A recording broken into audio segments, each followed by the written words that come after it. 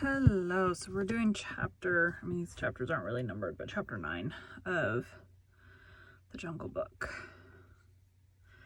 I'll just scoot up after I do the intro to read the poem part.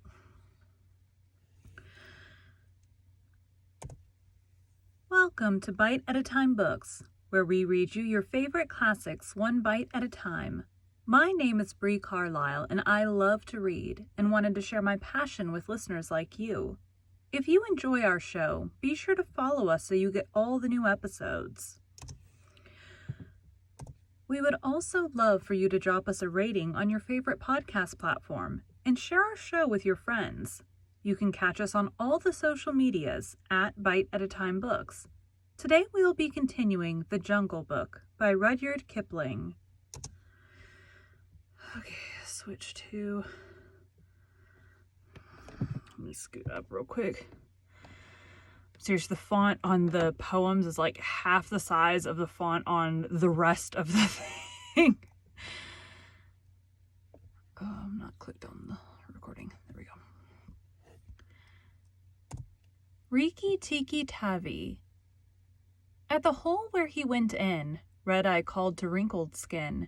Hear what little Red-Eye saith. Nag, come and dance with death. Eye to eye and head to head, keep the measure, Nag. This shall end when one is dead, at thy pleasure, Nag. Turn for turn and twist for tit. That's not a word. Really not the word. Turn for turn and twist for twist. Run and hide thee, Nag. Ha, the hooded death has missed. Woe betide thee, Nag. Okay. This is the story of the Great War that Rikki-Tikki-Tavi fought single-handed through the bathrooms of the big bungalow in Sigawali Cantonment. Darzee the tailor bird helped him, and Chakandra the muskrat, who never comes out into the middle of the floor, but always creeps round by the wall, gave him advice. But Rikki-Tikki did the real fighting.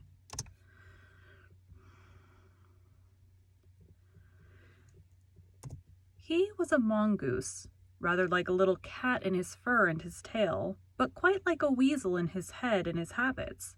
His eyes and the end of his restless nose were pink. He could scratch himself anywhere he pleased with any leg, front or back, that he chose to use. He could fluff up his tail till it looked like a bottle brush, and his war cry as he scuttled through the long grass was, "Rick-tick-ticky-ticky-tick!"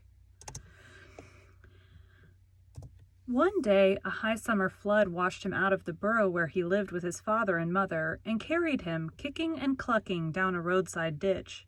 He found a little wisp of grass floating there and clung to it till he lost his senses. When he revived, he was lying in the hot sun on the middle of a garden path, very draggled indeed, and a small boy was saying, "Here's a dead mongoose. Let's have a funeral." "No," said his mother. "Let's take him in and dry him. Perhaps he isn't really dead." They took him into the house, and a big man picked him up between his finger and thumb and said he was not dead but half choked.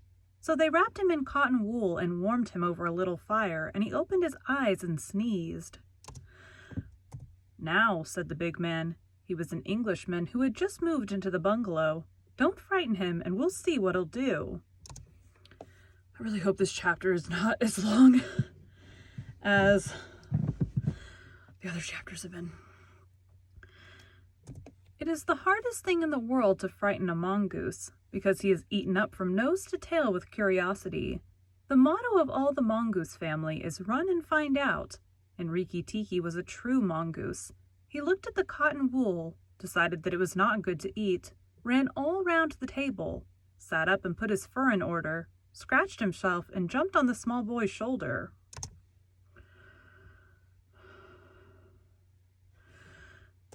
"Don't be frightened, Teddy," said his father. "That's his way of making friends." "Ouch! He's tickling under my chin," said Teddy. Rikki-Tikki looked down between the boy's collar and neck, snuffed at his ear, and climbed down to the floor where he sat rubbing his nose. "Good gracious," said Teddy's mother, "and that's a wild creature. I suppose he's so tame because we've been kind to him." "All mongooses are like that," said her husband. If Teddy doesn't pick him up by the tail or try to put him in a cage, he'll run in and out of the house all day long. Let's give him something to eat." They gave him a little piece of raw meat. Rikki-Tikki liked it immensely, and when it was finished, he went out into the veranda and sat in the sunshine and fluffed up his fur to make it dry to the roots. Then he felt better. "There are more things to find out about in this house," he said to himself, "than all my family could find out at all in bleh.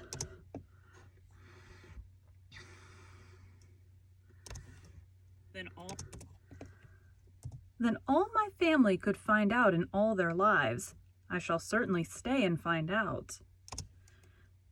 He spent all that day roaming over the house. He nearly drowned himself in the bathtubs, put his nose into the ink on a writing table, and burned it on the end of the big man's cigar, for he climbed up in the big man's lap to see how writing was done. At nightfall he ran into Teddy's nursery to watch how kerosene lamps were lighted, and when Teddy went to bed, Rikki-Tikki climbed up too, but he was a restless companion because he had to get up and attend to every noise all through the night, and find out what made it. Teddy's mother and father came in, the last thing to look at their boy, and Rikki-Tikki was awake on the pillow. "I don't like that," said Teddy's mother. "He may bite the child." "He'll do no such thing," said the father. "Teddy's safer with that little beast than if he had a bloodhound to watch him. If a snake came into the nursery now." But Teddy's mother wouldn't think of anything so awful. Early in the morning, Rikki-Tikki came to early breakfast in the veranda, riding on Teddy's shoulder, and they gave him banana and some boiled egg. He sat on all their laps one after the other, because every well-brought-up mongoose always hopes to be a house mongoose someday and have rooms to run about in. And Rikki-Tikki's mother, she used to live in the general's house at Segawali, had carefully told Rikki what to do if he ever came across white men.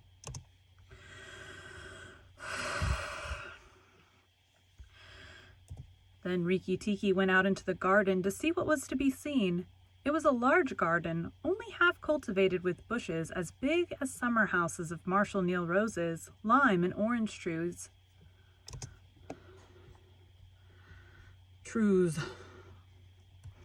Just write that over. Then Rikki-Tikki went out into the garden to see what was to be seen. It was a large garden, only half cultivated with bushes as big as summer houses of Marshall Neal roses, lime and orange trees, clumps of bamboos, and thickets of high grass. Rikki-Tikki licked his lips.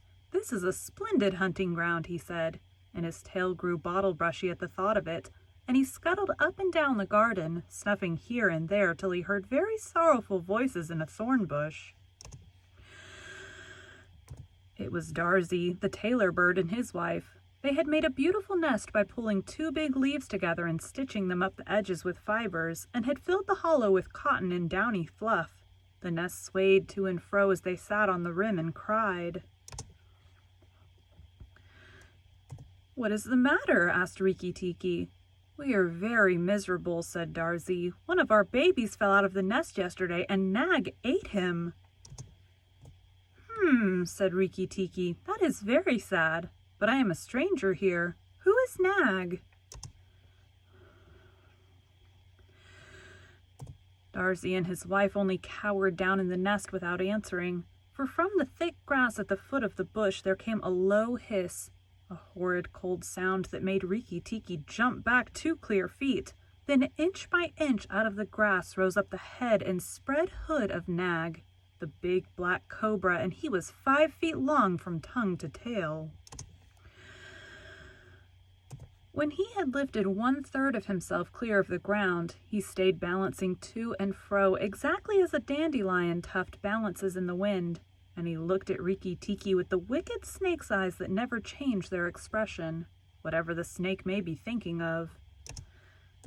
"Who is Nag?" said he. "I am Nag. The great god Brahm put his mark upon all our people when the first cobra spread his hood to keep the sun off Brahm as he slept. Look and be afraid." He spread out his hood more than ever, and Rikki-Tikki saw the spectacle mark on the back of it that looks exactly like the eye part of a hook and eye fastening. He was afraid for the minute, but it is impossible for a mongoose to stay frightened for any length of time. And though Rikki-Tikki had never met a live cobra before, his mother had fed him on dead ones. And he knew that all a grown mongoose's business in life was to fight and eat snakes. Nag knew that too, and at the bottom of his cold heart, he was afraid. "Well," said Rikki-Tikki, and his tail began to fluff up again. "Marks or no marks, do you think it is right for you to eat fledglings out of a nest?" Nag was thinking to himself and watching the least little movement in the grass behind Rikki-Tikki. He knew that mongooses in the garden meant death sooner or later for him and his family, but he wanted to get Rikki-Tikki off his guard, so he dropped his head a little and put it on one side. "Let us talk," he said. "You eat eggs. Why should I not eat birds?" "Behind you, look behind you," sang Darzee. Rikki-Tikki knew better than to waste time in staring. He jumped up in the air as high as he could go, and just under him whizzed by the head of Nagaina. Nagaina. Oops. He jumped up in the air as high as he could go, and just under him whizzed by the head of Nagaina, Nag's wicked wife. She had crept up behind him as he was talking to make an end of him. He heard her savage hiss as she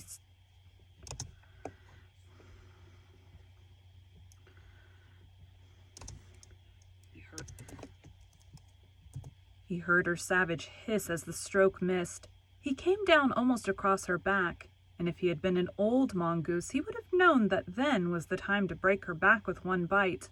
But he was afraid of the terrible lashing return stroke of the cobra. He bit indeed, but did not bite long enough, and he jumped clear of the whisking tail, leaving Nagaina torn and angry.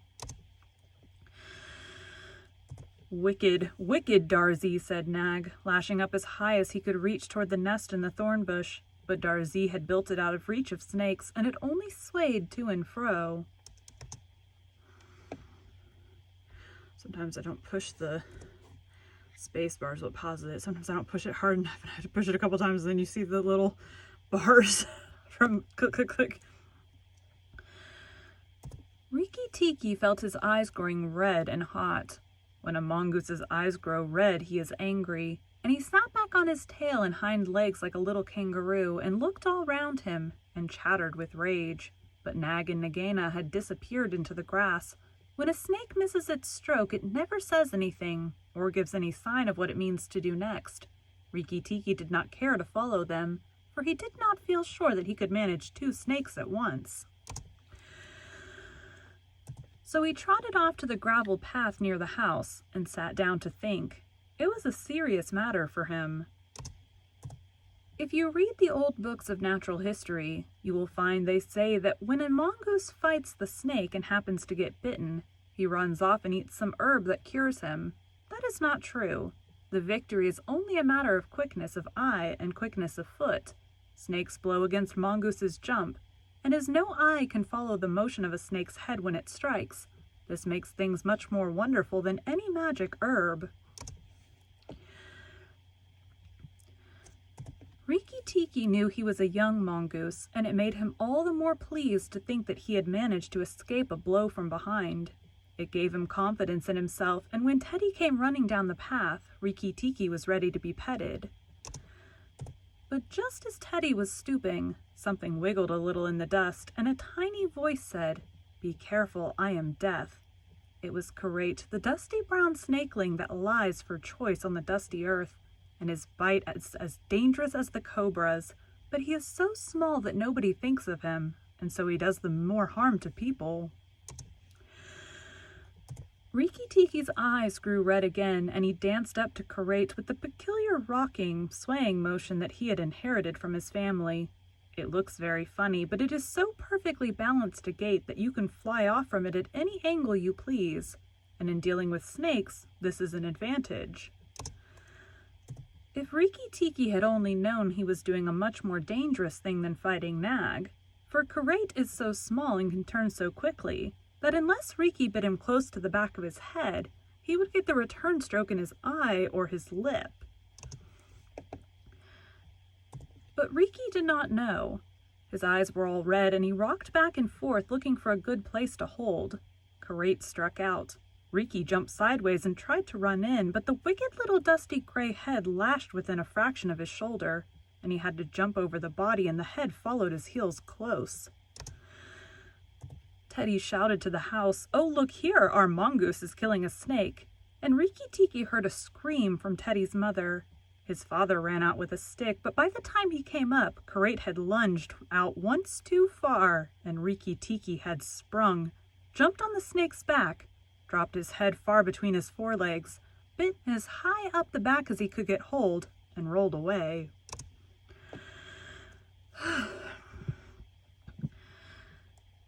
That bite paralyzed Karate, and Rikki-Tikki was just going to eat him up from the tail after the custom of his family at dinner, when he remembered that a full meal makes a slow mongoose, and if he wanted all his strength and quickness ready, he must keep himself thin.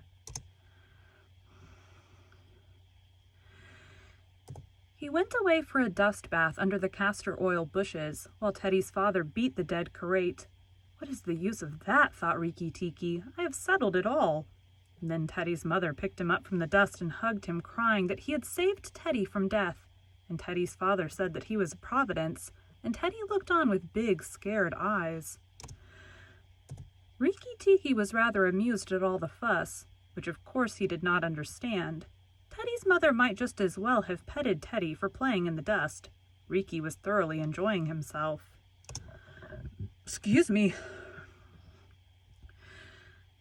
That night at dinner, walking to and fro among the wine glasses on the table, he might have stuffed himself 3 times over with nice things, but he remembered Nag and Nagaina, and though it was very pleasant to be patted and petted by Teddy's mother and to sit on Teddy's shoulder, his eyes would get red from time to time, and he would go off into his long war cry of Rikki-Tikki-Tavi.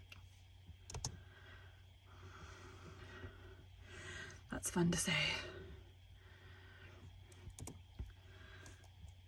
Teddy carried him off to bed and insisted on Rikki-Tikki sleeping under his chin. Rikki-Tikki was too well bred to bite or scratch, but as soon as Teddy was asleep, he went off for his nightly walk round the house, and in the dark he ran up against Chakandra, the muskrat, creeping around by the wall.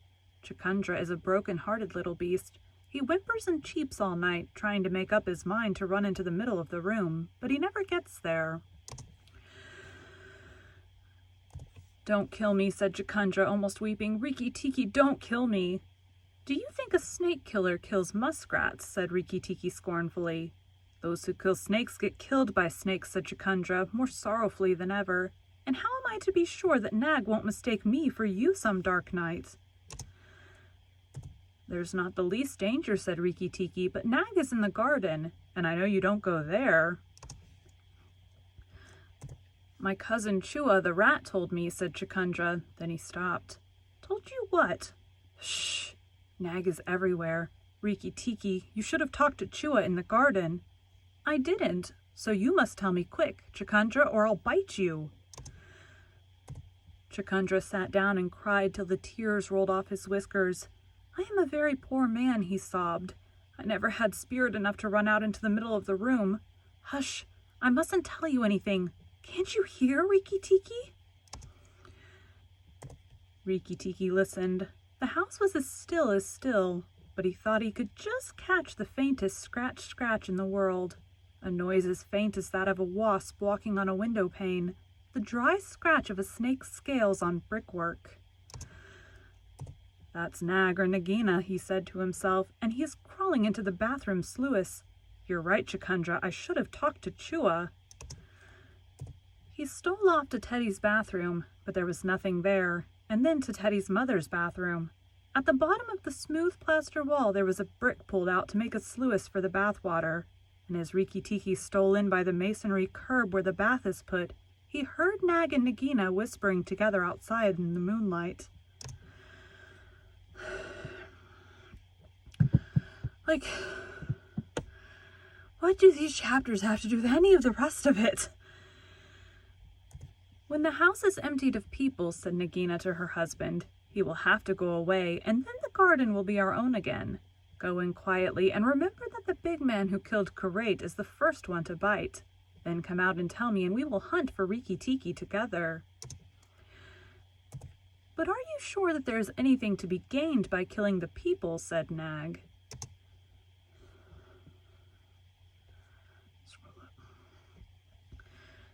"Everything. When there were no people in the bungalow, did we have any mongoose in the garden? So long as the bungalow is empty, we are king and queen of the garden. And remember that as soon as our eggs in the melon bed hatch, as they may tomorrow, our children will need room and quiet." "I had not thought of that," said Nag. "I will go, but there is no need that we should hunt for Rikki-Tikki afterward. I will kill the big man and his wife and the child if I can, and come away quietly. Then the bungalow will be empty and Rikki-Tikki will go." Rikki-Tikki tingled all over with rage and hatred at this, and then Nag's head came through the sluice and his 5 feet of cold body followed it. Angry as he was, Rikki-Tikki was very frightened as he saw the size of the big cobra. Nag coiled himself up, raised his head and looked into the bathroom in the dark, and Rikki could see his eyes glitter. "Now if I kill him here, Nagina will know.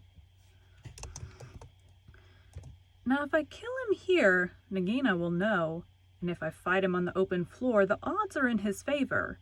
What am I to do?" said Rikki-Tikki-Tavi.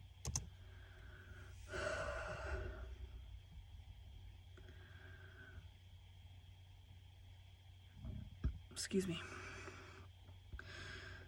Nag waved to and fro, and then Rikki-Tikki heard him drinking from the biggest water jar that was used to fill the bath.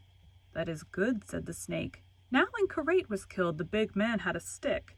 He may have that stick still, but when he comes in to bathe in the morning, he will not have a stick. I shall wait here till he comes. Nagina, do you hear me? I shall wait here in the cool till daytime." There was no answer from outside, so Rikki-Tikki knew Nagina had gone away. Nag coiled himself down coil by coil round the bulge at the bottom of the water jar, and Rikki-Tikki stayed still as death. After an hour he began to move muscle by muscle toward the jar. Nag was asleep, and Rikki-Tikki looked at his big back, wondering which would be the best place for a good hold.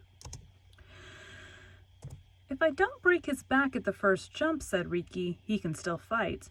And if he fights, oh Rikki!"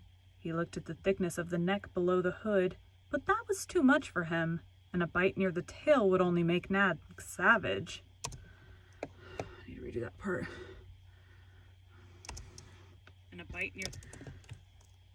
bite near the tail would only make Nag savage.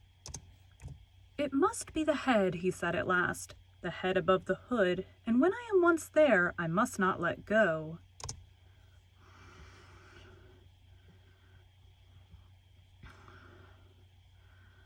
Why are these chapters so long?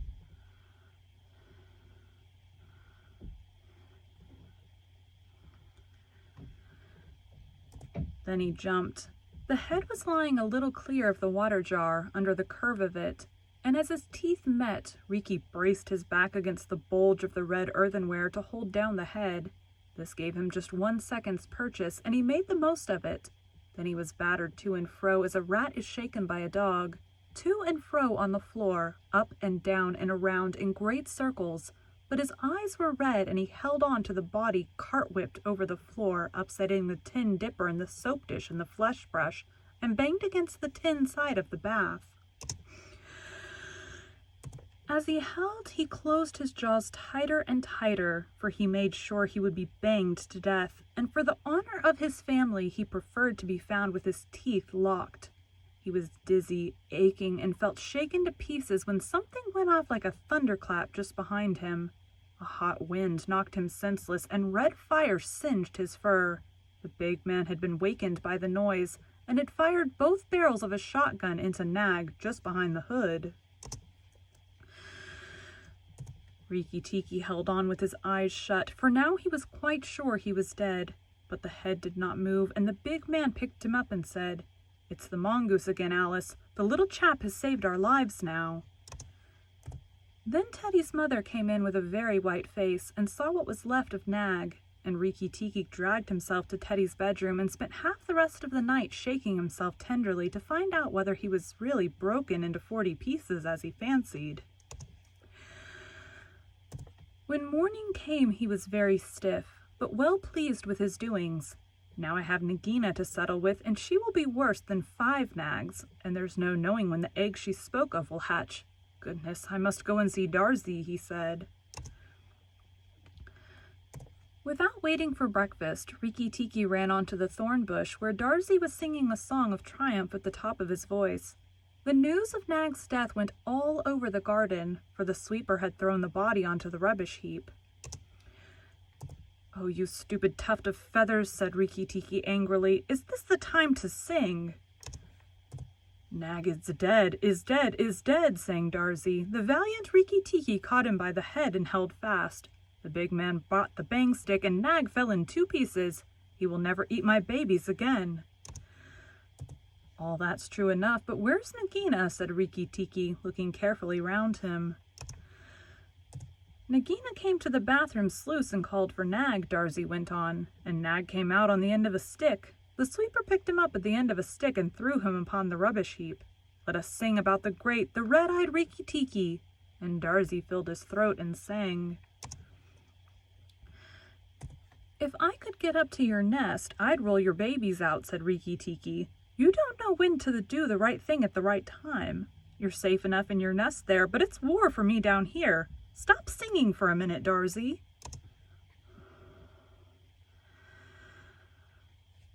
"For the great, the beautiful Rikki-Tikki's sake I will stop," said Darzy. "What is it, O killer of the terrible Nag? Where is Nagina for the 3rd time?" "On the rubbish heap by the stables, mourning for Nag. Great is Rikki-Tikki with the white teeth." "Bother my white teeth. Have you ever heard where she keeps her eggs?" "In the melon bed, on the end nearest the wall where the sun strikes nearly all day. She hid them there weeks ago." "And you never thought it worthwhile to tell me? The end nearest the wall, you said? Rikki-Tikki, you are not going to eat her eggs."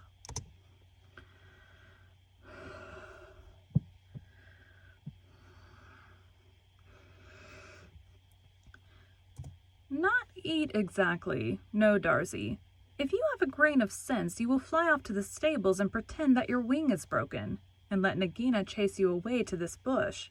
I must get to the melon bed, and if I went there now, she'd see me."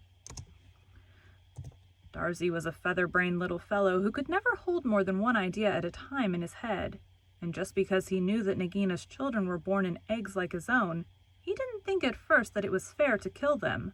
But his wife was a sensible bird, and she knew that cobra's eggs meant young cobras later on.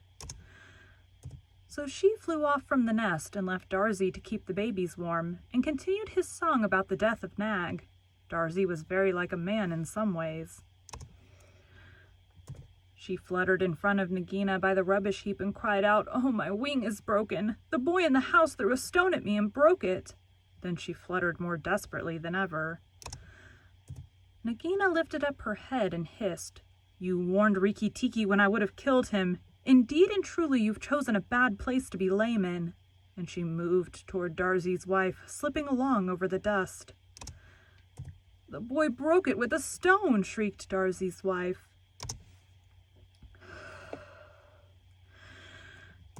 "Well, it may be some consolation to you, when you're dead, to know that I shall settle accounts with the boy. My husband lies on the rubbish heap this morning, but before night the boy in the house will lie very still. What is the use of running away? I'm sure to catch you, little fool. Look at me." Darzy's wife knew better than to do that, for a bird who looks at a snake's eyes gets so frightened that she cannot move. Darzy's wife fluttered on, piping sorrowfully, and never leaving the ground, and Nagina quickened her pace. Rikki-Tikki heard them going up the path from the stables, and he raced for the end of the melon patch near the wall. There, in the warm litter above the melons, very cunningly hidden, he found 25 eggs, about the size of a bantam's eggs, but with whitish skin instead of shell. "I was not a day too soon," he said, for he could see the baby cobras curled up inside the skin, and he knew that the minute they were hatched they could each kill a man or a mongoose. He bit off the tops of the eggs as fast as he could, taking care to crush the young cobras, and turned over the litter from time to time to see whether he had missed any. At last there were only 3 eggs left, and Rikki-Tikki began to chuckle to himself when he heard Darzy's wife screaming. "Rikki-Tikki, I led Nagina toward the house and she has gone into the veranda and oh, come quickly, she means killing."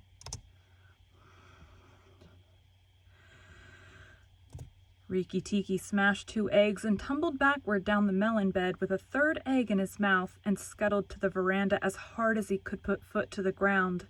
Teddy and his mother and father were there at early breakfast, but Rikki-Tikki saw that they were not eating anything. They sat stone still and their faces were white. Nagina was coiled up on the matting by Teddy's chair, within easy striking distance of Teddy's bare leg, and she was swaying to and fro, singing a song of triumph. "Son of the big man that killed Nag," she hissed. "Stay still, I am not ready yet. Wait a little, keep very still, all you 3. If you move, I strike, and if you do not move, I strike. O foolish people who killed my Nag." Teddy's eyes were fixed on his father, and all his father could do was whisper, "Sit still, Teddy. You mustn't move, Teddy. Keep still." Then Rikki-Tikki came up and cried, "Turn round, Nagina. Turn and fight."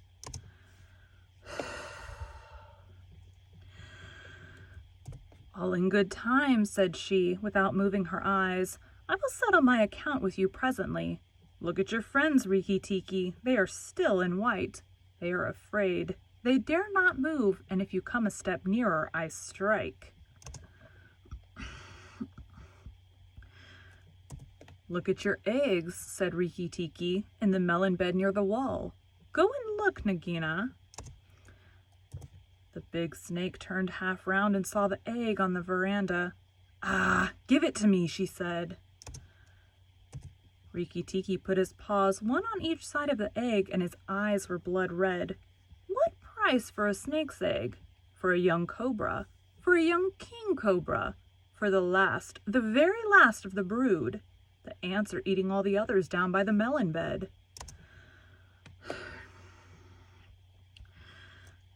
Nagina spun clear around, forgetting everything for the sake of the one egg. Rikki-Tikki saw Teddy's father shoot out a big hand, catch Teddy by the shoulder, and drag him across the little table with the teacup safe and out of reach of Nagina. "Tricked, tricked, tricked, Rikki-Tikki-Tavi," chuckled Rikki-Tikki. "The boy is safe, and it was I that caught Nag by the hood last night in the bathroom." Then he began to jump up and down, all 4 feet together, his head close to the floor. He threw me to and fro, but he could not shake me off. He was dead before the big man blew him in two. I did it. Rikki-Tikki-Tick-Tick. Come then, Nagina, come and fight with me. You shall not be a widow long.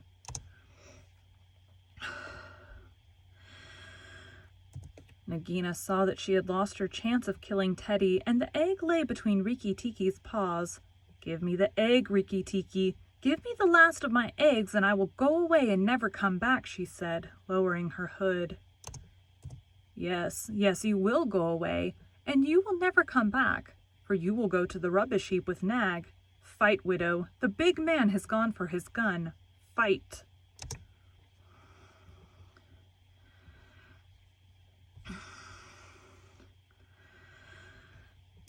Rikki-Tikki was bounding all round Nagina, keeping just out of reach of her stroke, his little eyes like hot coals.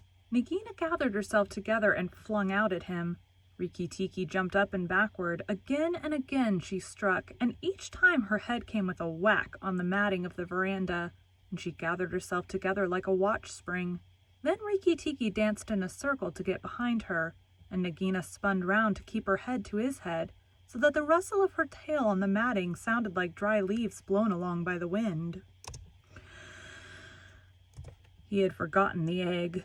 It still lay on the veranda, and Nagina came nearer and nearer to it, till at last, while Rikki-Tikki was drawing breath, she caught it in her mouth, turned to the veranda steps, and flew like an arrow down the path, while Rikki-Tikki behind her. When the cobra runs for her life, she goes like a whiplash, flicking across a horse's neck. Rikki-Tikki knew that he must catch her. Rikki-Tikki knew that he must catch her, or all the trouble would begin again. She headed straight for the long grass by the thorn bush, and as he was running, Rikki-Tikki heard Darzee still singing his foolish little song of triumph. But Darzee's wife was wiser. She flew off her nest as Nagina came along and flapped her wings about Nagina's head.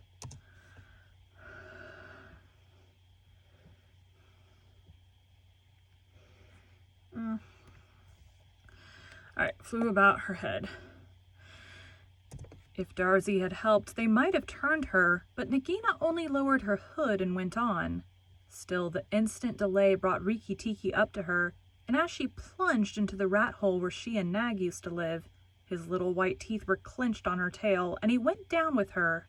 And very few mongooses, however wise and old they may be, care to follow a cobra into its hole.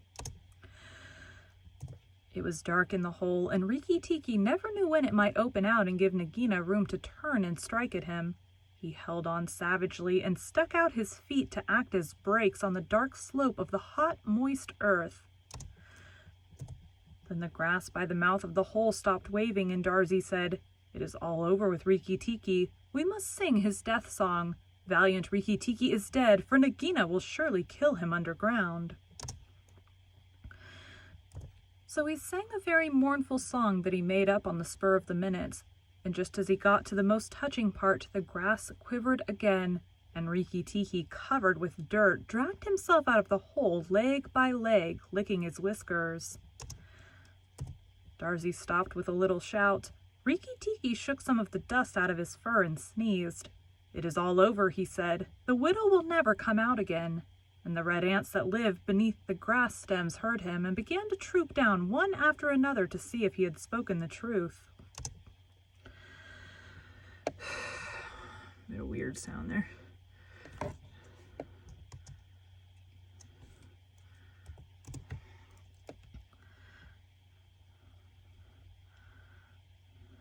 Okay. Rikki-Tikki curled himself up in the grass and slept where he was. Slept and slept till it was late in the afternoon, for he had done a hard day's work. "Now," he said when he awoke, "I will go back to the house, tell the coppersmith, Darzee, and he will tell the garden that Nagina is dead."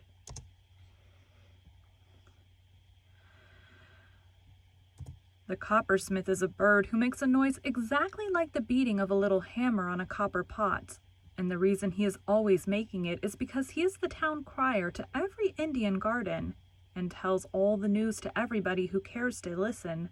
As Rikki-Tikki went up the path, he heard his attention notes like a tiny dinner gong, and then the steady ding, dong, tock.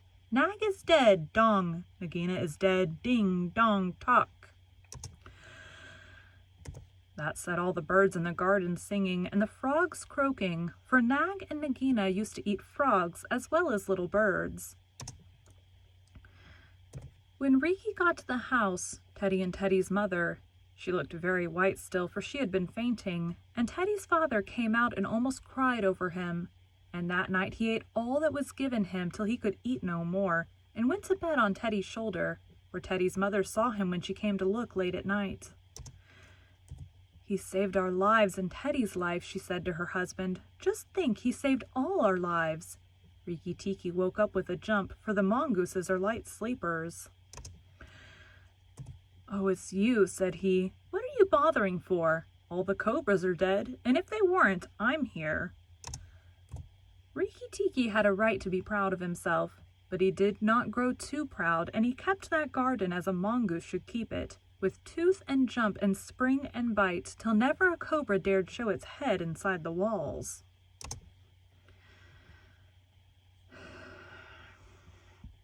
Okay.